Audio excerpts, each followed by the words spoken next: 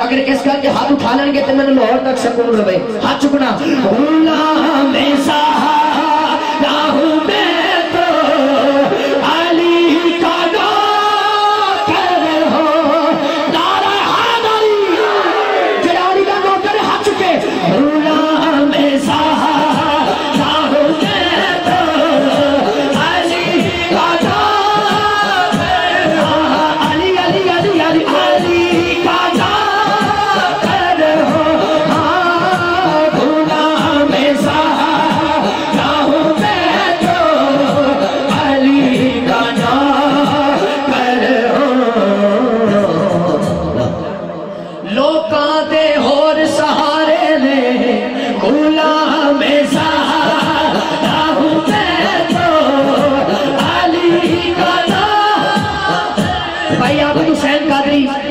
जितनी हस्तियां छी फरमान है इन्हां दा यही पैगाम है।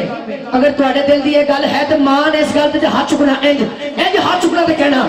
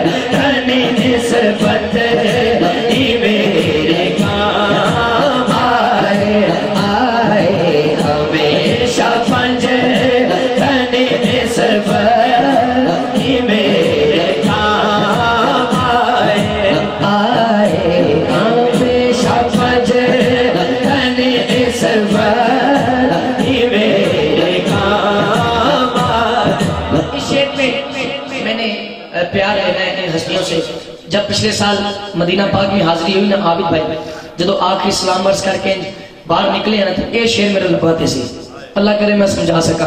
शेर बड़ा खास है। तो जो मैं इस यकीन से आया हूँ उनके रोज़े से,